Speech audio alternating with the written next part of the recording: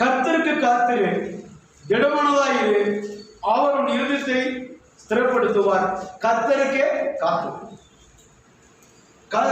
காத்திருப்பதனால் வருகிற ஆசீர்வாதங்கள் இதோட நான் பேசுற காரியம். அதிக நாள் காத்திருப்பது இருதயத்தை இழைக்க பண்ணும். தேடினது வரும்போது ஜீவ விருட்சத்தை போல இருக்குமா. ஆனா தாவீது 26 சங்கீதத்தில் சொல்றாரு, கர்த்தருக்கு காத்திரு அப்படின்னு நிறுத்திட்டு அவர் சொல்றாரு, திடமனதாயிரு, அவர் உன் இருதயத்தை ஸ்திரப்படுத்துவார். அநேக காரியத்துல நம்ம காத்திருப்பு சோர்ந்து போய் விடுகிறோம். நம்முடைய வாழ்க்கையில என்னப்பா எப்ப பார்த்தாலும் அதுக்கு இதுக்கு காத்து காத்து சோர்ந்து போகும்போது மனசு அப்படியே ஒரு லகுவாயிருக்கு. சில நேரத்துல நல்ல வேலைகளில் ஆசீர்வாதம்னாலும் சோர்ந்து போற காரியம் உண்டு. கணவனை குடும்ப வாழ்க்கையில சில மனத்தாங்கள்னால சோர்ந்து போறது உண்டு.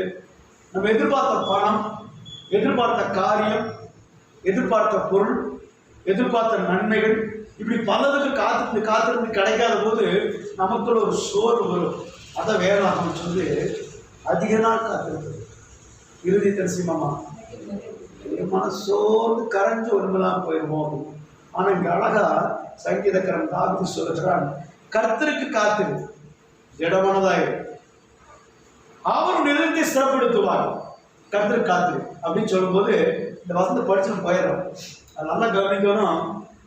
ஸ்திரப்படுத்துவார் அப்படின்னா நான் வாங்கிட்டேன், நீ வாங்கிக்க, நான் பெற்றுக்கொண்டேன், நீயும். அப்ப அந்த அனுபவத்துக்குள் இருக்கிற ஒரு மனிதன் பிரசங்கிக்கிறான். இன்னைக்கு பிரசங்கம் எப்படின்னா, நம்ம அநேக காரியங்களை போதிக்கிறோம், பிரசங்கத்துக்கு நமக்கு சம்மதமே இருக்காது.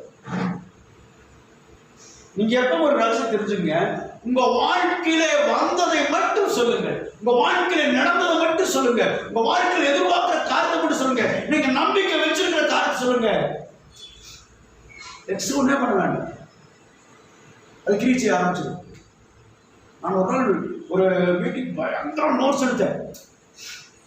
ஒரு 25 வசனங்கள் எடுத்துட்டேன். அங்க 2 மணி நேரம் பேசணும், 25 வசனம் எடுத்தேன். ஆண்டு அங்க போய் நான் அப்படியே பேசுவேன். அப்படியே வானத்துல அக்னி இறங்குற மாதிரி நீங்க இறங்கணும், எல்லாத்தையும் நிரப்பணும், அப்படியே பயங்கரமா இருக்கணும் அப்படின்னு நான் அவருக்கு அட்வைஸ் பண்ணிருக்கிறேன். அவர் தான் சொல்லணும், நான் வந்து இறங்குவேன், நீ பேச சொல்லணும். நான் அவருக்கு சொல்லிட்டு வேலை பண்ணிக்கிறேன், நீங்க அப்படி பண்ணணும், அப்படி ஜெபிக்கும் போது அவன் அப்படியே அங்கே ஒழுங்கணும், இதை பண்ணணும், அதை பண்ணணும், என்னுடைய பெருமை எல்லாத்தையும் துடிச்சிட்டே இருந்தேன். அவர் பொறுமையை கேட்டு, இதெல்லாம் ஆசை, என் ஆசை என்ன, என் நோக்கம் என்ன. 4 வசனம் 25 வசனத்துல 4 வசனம் கொடுத்து 2 மணி நேரம் பேசணும், 3.5 மணி நேரம் பேசணும். அந்த இடத்துல எனக்கு கொடுத்த டைம் பேசணும். அவர் பாஸ்டர் பின்னால ஜாடகை பேசுங்கிறாரு, நான் நிறுத்திடலாம் பேசுங்கிறாரு. ஜனங்க போயிடுவான பாக்குறேன், அந்த ஜனங்க நோட்ஸ் எடுக்கிறாங்க அப்படிங்கிறாங்க. என் வாழ்க்கையில மறக்க முடியாத பிரச்சனை. நம்புறீங்களா இல்லையா? 23 பேர் 24 பேர் அன்னைக்கு ஒப்பு கொடுத்தாங்க. நான் சார் நான் கத்தும்போது ஒருத்தர் ரட்சிக்கப்படல. ஆண்டவர் வார்த்தை சொல்றேன், உங்களுக்கு தெரியல. உன் வாழ்க்கையில கர்த்தருடைய காரியத்துக்கு காத்துக்கணும். அழகாங்க ஒரு கோடு போடுற கடைசி இடத்துல யாருக்கே காத்துக்கணுமாமா? கர்த்தருக்கே காத்திருக்கணும். உன் சொந்த புத்தி மேல, சொந்த ஞானத்து மேல, சொந்த அறிவு மேல. இன்னைக்கு கிறிஸ்தவன்கிற நம்ம இன்னைக்கு நினைச்சிருக்கிறோம் நம்முடைய ஞானத்தினால வாழ்ந்துருக்கிறோம். ஆவிக்குரிய வாழ்க்கை ஞானத்தில் இல்லப்பா, போதனையில் இருக்குது, தேவனோட வார்த்தையில் இருக்கு. உன் கிரிய தேவனுக்கு ஏற்றதா இருக்குதா? நம்முடைய வாழ்க்கையில காத்திருப்பதை பெற்றுக்கொள்ளாததுக்கு காரணமே சுய முயற்சி, சுய ஞானம், சுய அறிவு, சுய தீர்மானம். சுயம் தேவனுடைய கிரியை நடப்பிக்க மாட்டார். தெரியுமா உங்களுக்கு? சுயம் தேவனுக்கு நடக்காது. இது யூடியூப்ல பார்த்தாலும் ஒரு சாட்சியாக தான் இருக்கும். நாங்கள் கொண்டையம்பாளத்தில் ஓடிக்கிட்டு இருந்தேன். அப்போ அத்திப்பாளையத்துக்கு ஒரு கிராமம் இருக்கு. அந்த கிராமத்துக்கு ஓடிட்டு போகிறாங்க. இப்போ பையன் நாங்கள் நிறைய பேர் பாஸ்டர் சொன்ன நல்லா இருந்தேன். இன்றைக்கு ரத்தனூரில் ஒரு பையன் பாஸ்டர் ஆகிடுவான். எங்களுக்கு பையன் சீசனாக இருக்கிற பையன். அவங்க நான் தான் அங்கே போனோம். அத்திப்பாடம் இருக்கிறோம்னு நாங்கள் உள்ள என்ட்ரு ஆகிறோம். அங்கே ஒரு 2 மணி உட்காந்துருந்தாங்க. எங்கே போகிறீங்க கேட்டாங்க. நான் எப்படி நான் தொடங்குறதுக்குள்ள சீசனில் சும்மா இருப்பாங்களா முந்திக்குவாங்க பேர் நான் வந்து நாங்கள் போய் வியாதிக்காரில் சுகமாக்க போகிறோம் அப்படின்ட்டேன். அவனுங்க முதல்ல உள்ள விடாத தீமதி ஒரு அப்படியே 5 இறங்கினாங்க. ஓ நீங்கள் ஜெபம் பண்ணால் சுகமாயிடுவாங்களா? ஆமாம் அப்படின்னு சொல்கிறாங்க. ஏன்டா அப்படின்னு கேட்கறதுக்குள்ள எங்களை கையை பிடிச்சிட்டு போயிட்டாங்க. அவனுங்க நாங்களும் சரி ஏதாவது இரும்பல் காய்ச்சல் தலைவலி கூப்பிட்டு விடுவாங்க. ஜெபமணி ஆண்டு ஏதாவது வாங்கி கொடுத்துடலான்னு போனால் இல்லை வர சொல்லி அக்கா அவனோட போனாங்க. என்னப்பாங்க நம்ம அண்ணக்காரில் அவர் சுகமாக்குங்களா வந்துக்கிறாங்கன்னா அந்த அந்தம்மா நன்றிங்க நன்றிங்க. பார்த்தா கட்டில் ஒரு ஆளுக்கு நடுவில் இருக்கிறாங்கன்னா அது வாய்க்கு காலேஜ் பண்ணுது. ஓ ரைட்டு நமக்கு அப்படி நினச்சிட்டேன். புரியுதா என்னன்னு நமக்கு உயிர்வானுங்கன்னு. கொஞ்ச நேரத்தில் இந்த பசங்களை பார்த்தா ஒவ்வொருத்துக்கும் இவங்களுக்கு தடி எவங்கிட்டையும் சிக்னல் கொடுத்தாங்க போது எல்லாம் தடிட்டு நிற்கிறாங்க. பின்னால் வச்சு நான் அவனை பார்த்தா அவன் என்ன பார்த்தான். அவரை பார்த்தா என்ன 1.5 வருஷமா வாய் வராம கைது வராம படுத்திருக்கிறார். அவனை பார்த்தா ஜெர்மனு சகமாக்கணும்னு சொல்லியில்ல அப்படிங்கிறான். நான் அவனை பார்த்து கூட போய் சொன்னான். பாஸ்டர் காதல் சொன்னான். அண்ணா அப்படியே 2 நிமிஷம் 3 நிமிஷம் ஒரு 5 நிமிஷம் ஜெபம் பண்ணிட்டே இருங்க. ஐயம்பாளையம் வண்டி வந்துட்டு இருக்குது. கரெக்டாக நிற்கும். ஓடி போய் டக்குனு ஏறணும்னு வச்சுக்க பஸ் எடுத்துருவான். பஸ் எடுப்பு கூப்பிட்ற ஓடி போய் ஏறிடலாம் அப்படின்ட்டான். இவ்வளோ விசுவாசம் பார்த்தீங்களா? வாழ்க்கை நடந்த சம்பவம். அவர் இந்து மனுஷன். சும்மாவே படுத்துருக்கு முதல்ல ஒரு 6 மாசமா தூங்குறதா குழப்பம். தூங்கிட்டே இருப்பார். எந்திரிப்பார், சாப்பிடுறது, தூங்குவார். இதான் வேலை. வேறு எதுவுமே கிடையாது. மூஞ்சி கூட விசுக்கு கண்ணெல்லாம் சவச்சவன் இருக்குது. அவருக்கு கைகள் வராமல் படுத்துக்கிறாரு. நான் பண்ண எனக்கு தெரியல. இப்போ நான் ஆண்டவரை காத்து காண்டு என்ன செய்ய தெரியல. ஆண்டவர் ஜெபம் அந்த ஜெபிக்க ஆரம்பிச்சோம். நான் கண்ணை முடிக்க நீ அடி முடிதான் பரவாயில்ல கண்ணை முடி ஜெபம் பண்ணிட்டேன். கண்ணை இருக்க முடிக்க திறக்கக்கூடாதுங்கிற மாதிரி பயத்தான் சங்கீத வாசனைக்கு கர்த்தர் எல்லா பேருக்கு நீக்கல கர்த்தரை திடீர்னு எல்லா பேருக்கு நீக்கலாக்கி ரட்சித்தா வாஸ்த சங்கீத்தில். அது மாதிரி கண்ணீரோட அப்படியே பாரத்தோட ஜெபம் எடுக்கிறேன். அவனுக்கு பார்த்துட்டு ஏதோ சலசலப்பாக சவுண்ட் ஆகுது. என்னன்னு கேட்டா எழுந்தே உட்கார முடியாதான்னு எழுந்து உட்கார்ந்தார்.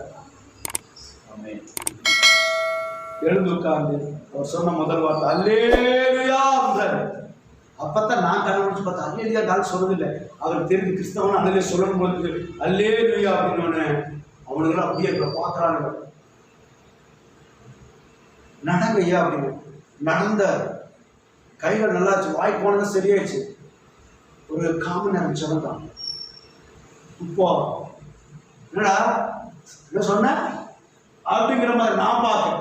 அவருக்கு தெரியாம பண்ணிட்டேங்கிற மாதிரி அவருக்கு பம்பாங்க. எப்ப நமக்கு அப்படி தெரியும்? உங்களுக்கு நம்ம காத்திருக்கிற பொருள் கிடைச்சிச்சுன்னா ஒரு கார் வாங்கினா கார் வாங்கிட்டோம்னா எவனுக்கு தகுதி வச்சுன்னு அவன் பக்கம் நின்றுட்டு டீ சாப்பிடலாமா? காரியா டீ சாப்பிட்ற கார் அவன் டீ சாப்பிட்றது கார் தான் போகணும். இன்னும் வாங்கிக்கணும்ல. நகை போட்டோம்னா போதும். அப்படியே எல்லாத்துக்கும் கட்டுறமோ இல்லையா எதை செய்யுமா இல்லையா? மோதிரம் போட்டா போதும். ஏன்னா சும்மாவே சொல்ல வேண்டாம். அப்புறம் காசு பார்ப்பேன் எதுக்கு மோதிரம் கொடுக்க பார்த்துக்க அப்படின்னு நானே கொடுத்தா போடுறேன். சோத்துறேன் பிரைஸ்ல ஆடுனா ஒருத்தர் கேட்கலாம் யூடியூப்ல மோதிரம் காட்டுறதுக்குன்னு கையை இப்படி காட்டலையா? நான் மோத கட்டிட்டேன். என்னடா பப்பா இருக்கு.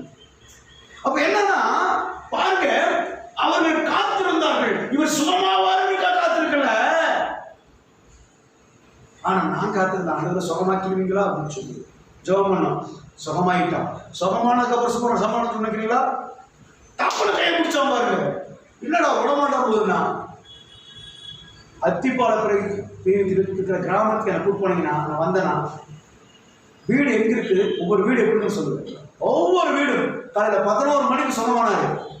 இரவு 7:30 மணிக்கு தான் நாங்கள் வெளியே வந்தோம். ஒவ்வொரு வீடுக்கும் அவங்களே கொடுப்பாங்க. யாரு? ஆசிரியர் தலைவர்.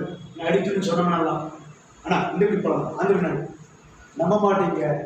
அன்றைக்கு சாப்பாடு அந்த ஏரியாவில் சாப்பிட்டா எங்களுக்கு எதாவது நான் ஃபீல் பண்ணுவேன்னு சொல்லிட்டு ஸ்லம் ஏரியா பாவம் ஜனங்க அவங்க எதாவது ஃபீல் பண்ணுவேன்னு சொல்லிட்டு கௌரி சங்கர் துடுகள் போய் அதை வாங்கிட்டு வந்துருப்பான போகுது.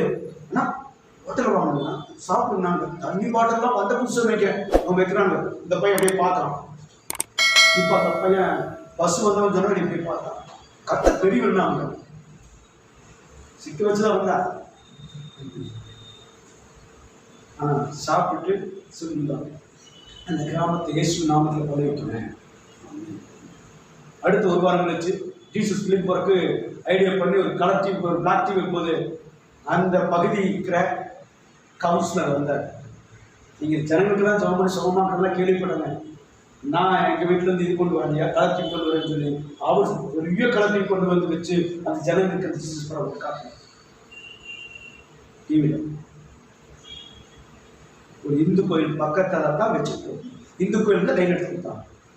இந்த பசங்களை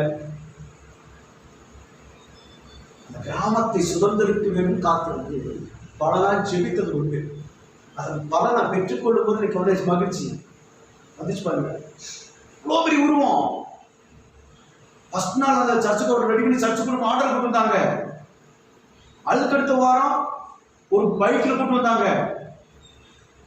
நம்ப மாட்டீங்க, 1.5 மாசம் கழிச்சு சைக்கிள் அவரு ஓடிப்பாரு. இவ்வளவு உருவம் சரியா வந்துச்சு. அதுக்கடுத்த வாரம் மனைவி அழைச்சிருந்தார். கண்பானவர்கள் அதுக்கு நான் காத்திருந்தேன். அந்த அத்திப்பாடை பிரிவு கிராம மக்கள் ரிசீவ் பண்ணி காத்திருந்துச்சோம். நான் தேடின வரும்போது எனக்கு ஜீவசக்தி போது வந்துச்சு. இன்னைக்கு நம்ம அநேக காரியங்களை காத்திருக்கிறோம். ஆனா காத்திருக்கிறது என்ன அர்த்தம்? பஸ்ஸுக்கு 5 நிமிஷம் காத்து காணக்கு போறோம் அப்படி இல்லை. கொஞ்ச நேரம் காத்திருக்கோம். விதை போட்டோன்னே வளராது, உழவு போட்டோன்னே கொதிச்சிடாது. நம்முடைய வாழ்க்கையில நம் அநேக காரியங்களை கற்றுக்கொள்ள வேண்டிய காரியம் காத்திருப்பது.